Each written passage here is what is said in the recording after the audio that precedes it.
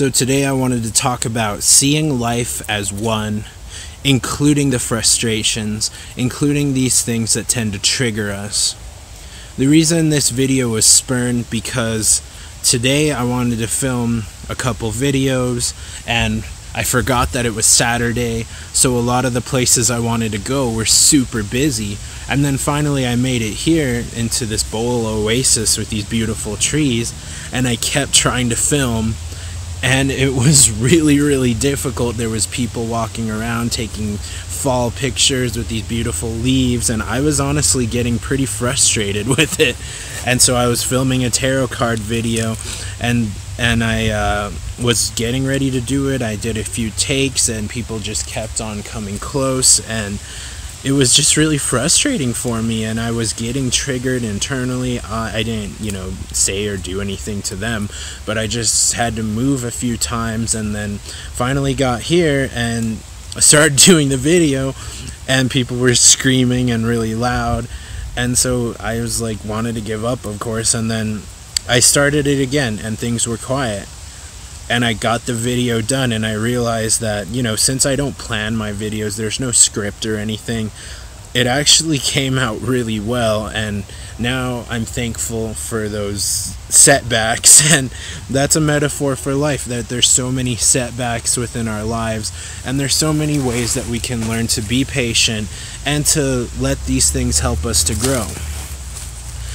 So there was that little voice in my head that was saying, these people are not separate from you. This is happening for a reason.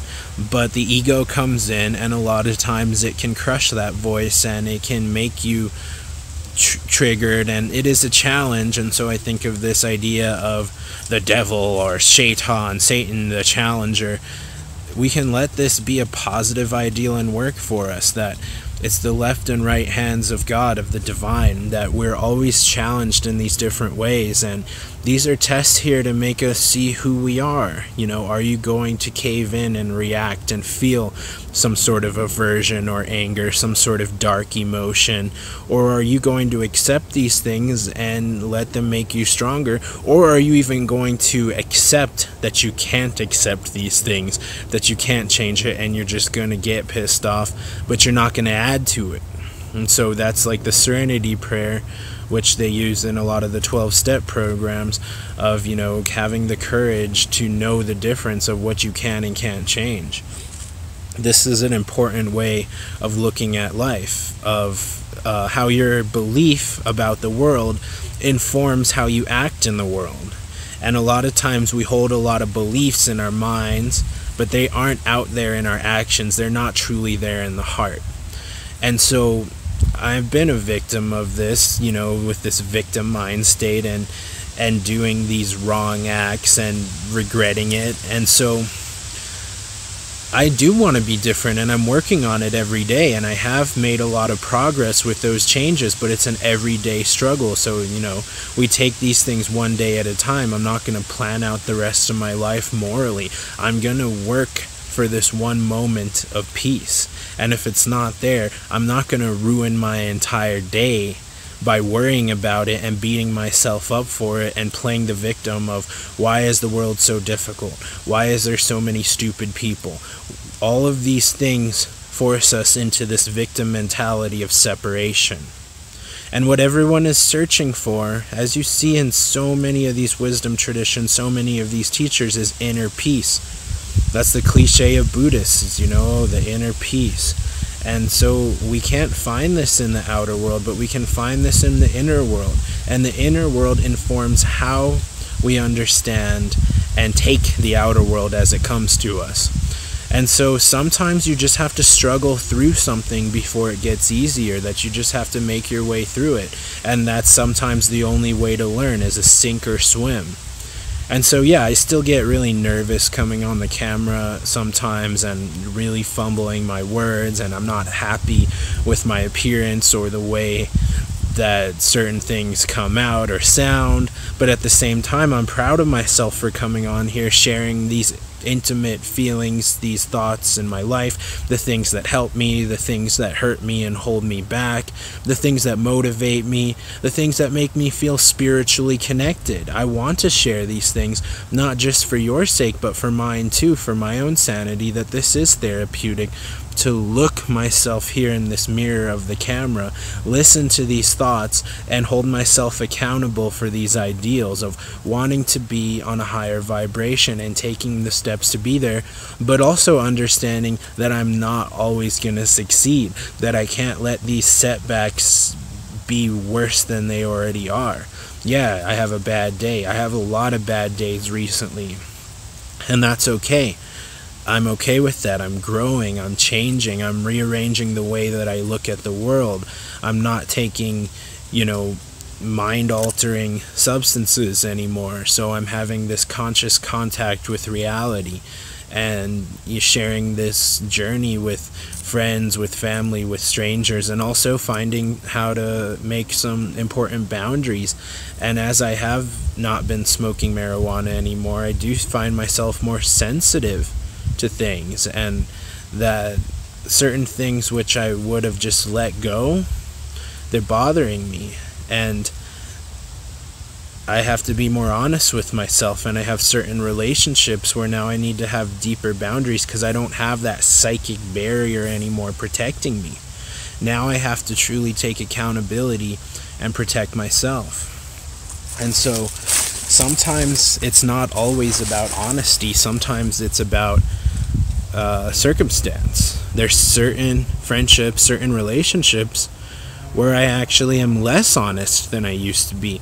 But actually that really helps these friendships and relationships be more wholesome for myself and the other person. I'm not getting hurt and lashing out in unconscious ways. I'm able to be there for them. And also sometimes I do need to make a little more distance than I used to, because again, I don't have this false psychic barrier of the marijuana that is blocking things for me. Now I'm actually having to feel my feelings and live in the real world, which is something that I avoided for many, many years. So this is a strange time. Like, this is happening to a lot of people right now.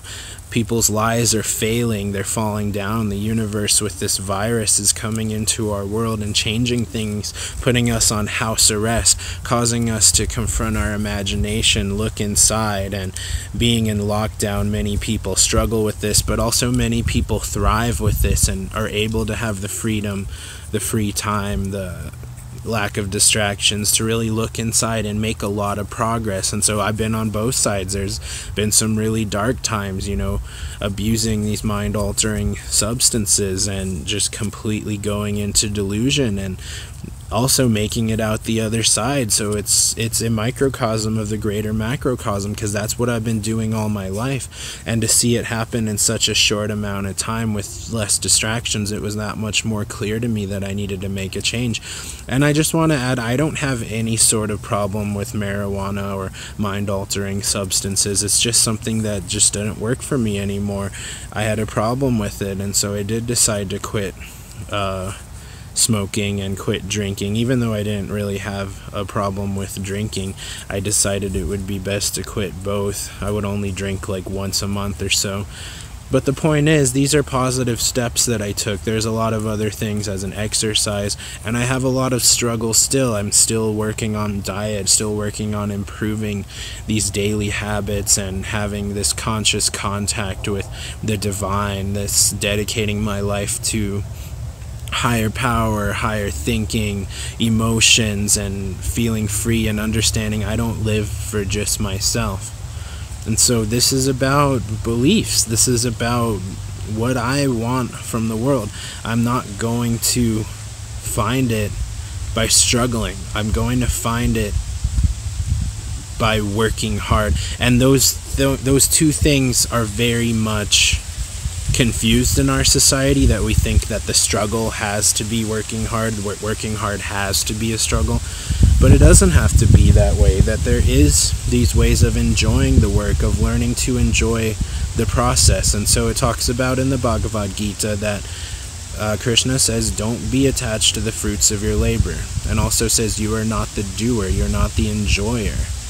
So we are a little piece of this world. We think that we're the end-all be-all. That's the ego, the narcissist, that we are just a piece of this world. You are this little aperture where the light comes in and flows all the way through. And so just being alive is a blessing, and sometimes not being able to see the blessings, that's the worst curse, because I've had so many times that I couldn't appreciate in the past because I wasn't fully conscious. I wasn't fully there. So now I'm changing. I want to believe in a new world for me. I want to believe in a new world for all of us. And it's going to take everyone. It's going to take everyone to make these changes in their lives. And it's a sink or swim thing, because I do truly believe the universe is changing. It's not going to hold up our lives anymore. It's time for us to be aligned with consciousness, with spirit, with nature, and to let go of the greed of society. Let go of the darkness of self-delusion and all of these illusions. Thank you and blessings. Thanks for watching the video. Listen to Dolly here. Elvis. Check out some of these other videos if you like them. Subscribe. Hit the bell. The meditation bell. Do all that good stuff. You have a beautiful day and a beautiful life.